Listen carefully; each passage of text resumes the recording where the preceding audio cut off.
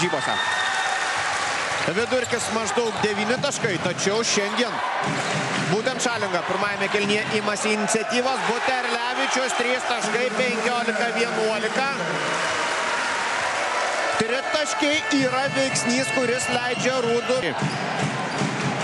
Atlieka Lietuvos Rytas.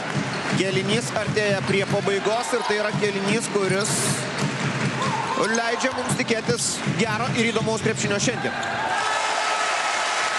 Simas Buterlevičius.